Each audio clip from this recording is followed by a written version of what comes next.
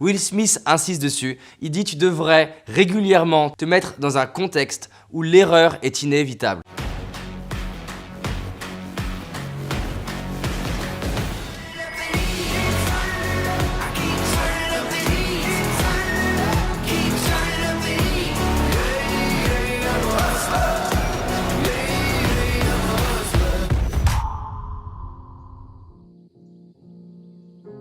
Salut à toi, dans cette vidéo, tu vas découvrir 7 manières d'auto-saboter ta réussite. C'est une question qu'on me pose souvent, qu'est-ce qui fait que certaines personnes qui semblent avoir tout pour elles se mettent à rater leur projet? La première manière d'auto-saboter sa réussite, c'est de considérer ses erreurs comme la source de ses échecs. Les erreurs sont inévitables et plus tu fais des erreurs, plus en réalité tu augmentes tes chances de réussite. Les seules personnes qui ne font pas d'erreurs sont les personnes qui ne font rien, ne testent rien. Imagine 2 basketteurs qui sont en train de s'entraîner et qui sont en train de se préparer pour la NBA. Et toi, tu assistes à leur entraînement. T'en vois un qui réussit tous ses paniers. Et là, tu vas te dire « Ah, celui-là réussit ». Et tu vois l'autre qui est en train de tout rater. Mais le premier est en réalité en train de lancer le ballon depuis un endroit qu'il maîtrise, alors que l'autre est en train de s'entraîner à le lancer depuis une zone où d'habitude il échoue. Et donc il est en train de faire des erreurs, mais en réalité, selon toi, lequel a le plus de chances de réussir, non pas à court terme, mais à long terme? Will Smith insiste dessus, il dit tu devrais régulièrement te mettre dans un contexte où l'erreur est inévitable. Fail early, fail often, fail forward. Sous-entendu, tu t'es mis dans une zone où, pour l'instant, tu n'es pas compétent. Et donc, du coup, tu vas faire des erreurs, mais c'est le seul moyen pour réussir. Seth Godin, qui est un peu une légende du marketing que j'ai eu la chance d'interviewer et rencontrer aux États-Unis, dit « Si je fais plus d'erreurs que toi, sur le long terme, c'est moi qui gagne. » I've failed way more times than I've succeeded. Sous-entendu, tu as besoin de faire plus d'erreurs. Daniel Negreanu, qui est une légende du poker, dit que la seule erreur que tu peux faire, c'est de ne pas apprendre de tes erreurs. You're going to make a lot of mistakes. Learning nothing from those mistakes is the mistake. Donc fais un maximum d'erreurs et si les gens te critiquent pour ça, eh ben laisse-les parler. Parce que finalement, les seules personnes qui vont passer du temps à critiquer ceux qui font des erreurs sont en réalité soit des personnes qui sont pas très bien dans leur vie. Parce que franchement, quand est-ce que tu te lèves le matin en te disant « je vais aller critiquer quelqu'un sur YouTube » ou « je vais aller critiquer un ami » ou « je vais aller critiquer quelqu'un » En fait, quand t'es pas bien. Donc la pire chose qui peut t'arriver, être critiqué par des gens qui sont pas bien.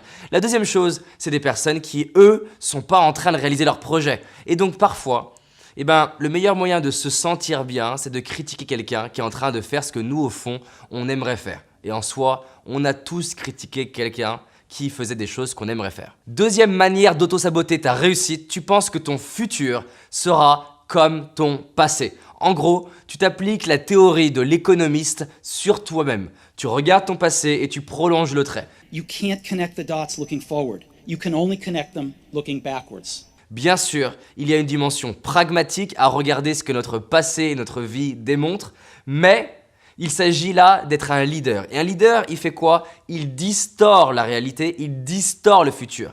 Le monde a été façonné par des gens qui se sont autorisés à imaginer que demain serait différent qu'hier. Et donc c'est pareil avec sa vie. Si tu imagines que demain ta vie sera la même qu'hier, tu risques pas d'avoir une vie différente. Alors si ton passé te correspond très bien, bah c'est super, mais si tu veux pas que ton futur soit pareil, eh ben en fait tu as la possibilité de le modifier. Pendant des années, moi qui étais mal dans ma peau, je pensais que je serais mal dans ma peau dans mon futur. Et un jour je me suis dit, mais et si demain ça changeait? Et si en fait dans 10 ans, tu regardais le passé et tu disais, waouh, ma vie s'est transformée, j'aurais jamais pensé que c'était possible. Aujourd'hui, j'ai pu avancer dans chacun des domaines de ma vie, que ce soit la santé, mon couple, mes finances, créer mon entreprise, voyager, rencontrer des mentors. C'est un truc de dingue. Mais tout ça, c'est parti du moment où je me suis dit « Et si ton futur était différent ?» Et j'aime beaucoup l'idée que le fait de croire que son futur peut être différent ne t'assure pas de réussir, ne t'assure pas d'y arriver. En revanche, croire qu'il n'y a pas d'espoir, croire que c'est terminé, et ben en fait, la partie game over, c'est fini. Donc, considérer que ton futur sera différent de ton passé, c'est un indispensable à la réussite. Troisième moyen d'auto-saboter sa réussite, tu ne passes pas de temps à clarifier ce que tu veux. Et quand je dis ce que tu veux, c'est pas tout ce que tu veux, c'est clarifier ce qui est le plus important pour toi. Qu'est-ce qui est le plus important pour toi à l'issue des 3 mois, 6 mois, 1 an ou plus.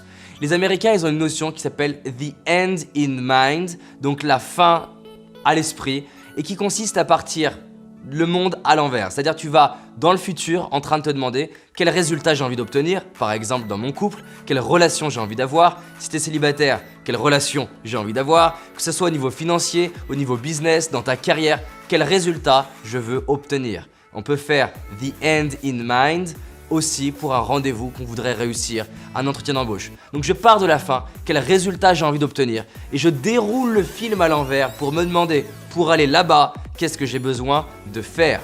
Et je vois beaucoup de personnes qui n'ont pas les résultats qu'ils veulent parce qu'ils ne passent pas assez de temps à clarifier ce qu'ils veulent. Quand je dis ce qu'ils veulent, c'est pas la Ferrari, la voiture, le yacht. Ça peut être intéressant, mais en réalité, peu de personnes rêvent de ça au fond de leur trip. Mais ça peut être faire ce tour du monde de telle manière, ça peut être avoir une relation de telle manière, évoluer dans l'entreprise, ça peut être ouvrir une autre entreprise. Bref, comment saboter sa réussite? Ne pas passer de temps à se demander c'est quoi que tu veux? Qu'est-ce qui est important pour moi? Quatrième moyen d'auto-saboter sa réussite, considérer que tu as réussi. À partir du moment où tu considères que tu as réussi, en fait, tu viens de terminer la partie. À partir du moment où tu considères que tu as réussi, que c'est fini, en fait, tu as déjà fait un pas vers le fait d'être périmé. Parce que la réussite, c'est quelque chose qui se redéfinit en permanence. Imagine un sportif de haut niveau qui se dit « Ah, c'est bon, j'ai gagné mes premiers JO, maintenant j'ai réussi. » Oui, ça dépend de ce qu'on appelle la réussite. Mais là, je parle de se considérer comme ayant réussi avec ce petit sentiment d'être supérieur aux autres. Un peu le mode « j'ai tout compris ». Et quand tu penses que tu as tout compris, eh ben en fait, la partie est terminée. La pire chose qui pourrait t'arriver, c'est de considérer que tu n'as plus rien à apprendre. Ça m'amène sur un autre moyen d'auto-saboter sa réussite, c'est d'arrêter d'apprendre et de se former. C'est-à-dire qu'il y a trop de personnes qui, à 18 ans, 22, 23 ans, à partir de là, arrêtent d'apprendre pour le reste de leur vie. Et puis, il y a des personnes qui atteignent un certain niveau de connaissance ou de réussite et arrêtent de se former. Je t'invite à être un élève perpétuel et on a la chance aujourd'hui, avec les formations en ligne, YouTube et toutes ces sources d'informations, de pouvoir être en train d'apprendre en permanence. Je t'invite à te former auprès des personnes qui t'inspirent, acheter leurs formations, leurs livres, les côtoyer, faire en sorte de voyager, te poser des questions, lire régulièrement, regarder des documentaires de qualité et être en permanence en train de te former. Moi, personnellement, la formation a changé ma vie et je fais en sorte chaque jour d'avoir au moins quelques petites lectures de pages pour rentrer dans mon cerveau et continuer de me former. Et puis régulièrement, je regarde des formations en ligne que j'ai achetées et puis régulièrement aussi, je participe à des séminaires et puis aussi, j'ai des personnes qui me coachent individuellement pour m'aider à toujours passer le prochain niveau. Donc, l'erreur, ça serait de croire que tu n'as plus rien à apprendre. On a toujours à apprendre et il y a toujours quelqu'un qui est excellent dans un domaine pour nous apprendre des choses. Et le dernier moyen d'auto-saboter sa réussite, c'est de penser que toi, tu es tes comportements. En fait, non. Par exemple, pour moi, je me disais je suis timide, alors qu'en réalité, je me comportais en timide et donc j'avais des comportements de timide. Ma timidité était la conséquence de mes comportements. C'était une résultante de ma manière de respirer, de ma manière de me tenir, de ma manière de me parler à moi-même. Mais c'était pas moi qui étais timide, c'était mes comportements qui m'amenaient à ressentir de la timidité. À partir du moment où j'ai dissocié mes actes de qui j'étais, j'ai repris du pouvoir. Donc c'est pas parce que tu as vécu un échec que tu es un échec. C'est pas parce que tu as fait des erreurs que tu es une erreur. C'est pas parce que tu as fait quelque chose qui semblait pas assez aux yeux de quelqu'un que tu es pas assez. On a tendance à associer nos comportements et les résultats de ces comportements à notre identité. Ce que tu es, ça va largement au-delà de tes comportements et d'ailleurs, il y a encore beaucoup à découvrir. Donc mon propos, c'est de réaliser tout le potentiel qu'il y a à l'intérieur de toi, la force qu'il y a à l'intérieur de toi et de te rappeler, je ne suis pas mes comportements, je suis beaucoup plus que ça. Et du coup, d'inverser le jeu en te disant, qui est-ce que j'ai envie de devenir? Quel genre d'homme, de femme j'ai envie d'être dans 6 mois, 1 an, 3 ans, 10 ans? Comment j'ai envie de me définir moi-même? Au dernier jour de ma vie, qu'est-ce que j'ai envie que les gens puissent dire de moi? Et à partir de cette identité, faire le film à l'envers et me demander quel comportement j'ai besoin d'arrêter, d'ajouter, de modifier pour être en phase avec l'homme ou la femme que j'ai envie de devenir. Et c'est très puissant de se demander, par exemple en tant qu'entrepreneur, quel genre d'entrepreneur j'ai envie d'être. Est-ce que j'ai envie d'être le genre d'entrepreneur qui est arrêté lorsqu'il y a une difficulté? Et c'est inévitable d'avoir des difficultés en tant qu'entrepreneur. Est-ce que j'ai envie d'être le genre de parent qui, quand ça se passe pas comme je veux, pète un câble et arrive pas à gérer mes émotions, sachant que c'est comme l'entrepreneuriat, être parent implique d'avoir toujours des choses à gérer. Et donc, qui j'ai envie d'être, c'est une question qui est super importante et ensuite je vais faire correspondre mes comportements. Donc résumons ensemble. Considérez ces erreurs comme la source de ces échecs. Bien au contraire, ce qui compte, c'est de faire entre guillemets un maximum d'expérience. Si elle se conclut par des erreurs, la seule chose qui compte, c'est d'apprendre le plus vite possible de tes erreurs. Et ça, sur la durée, ça t'amènera à réussir. Deuxième chose, ton futur peut et sera différent de ton passé. Bien sûr, il y a des choses de ton passé qui seront dans ton futur et des choses d'ailleurs même que tu as adorées dans ton passé qui seront intéressantes de mettre dans ton futur, mais tu es le créateur de ta future réalité et ça commence par l'imaginer maintenant et considérer que ton futur peut être différent parce que si tu le fais pas, c'est mort. Troisième chose, clarifie ce qui est important pour toi, qu'est-ce que tu veux obtenir à la fin de l'année, à 6 mois, à 1 an dans chacun des domaines de vie et à partir de là, fais le film à l'envers. Trop peu de personnes le font, beaucoup l'ont entendu et le font pas malheureusement. Fais-le. Considère que tu n'as jamais réellement totalement réussi et que tu as toujours à apprendre, à avancer. Et ça m'amène sur la suivante. Forme-toi en permanence jusqu'au dernier souffle de ta vie. Et enfin, tu n'es pas tes comportements, donc définis qui tu as envie d'être et fais correspondre tes comportements à ce que tu veux être. Et dernière chose, prends le temps d'apprécier la beauté de ta vie.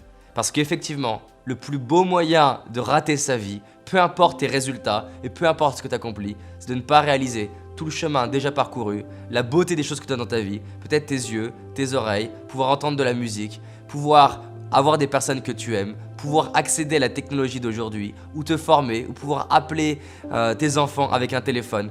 Prends le temps de regarder le chemin parcouru et apprécie ce que tu as déjà. Parce que sans ça, c'est le plus grand échec. Voilà, si la vidéo elle t'a inspiré, partage-la autour de toi. Et si tu as envie d'aller plus loin, j'ai réalisé une série de vidéos gratuites pour encore quelques temps où tu vas découvrir les 10 erreurs majeures, 10 schémas internes limitants dont on n'a pas conscience qui nous empêchent de réussir. Donc c'est 10 schémas différents des 7 que je viens de te donner et beaucoup plus profonds dont on n'a pas conscience. Un seul d'entre eux auto-sabote ta réussite et dans la 3e vidéo, tu auras les 8 piliers essentiels pour réussir tes projets, ta vie et tes rêves.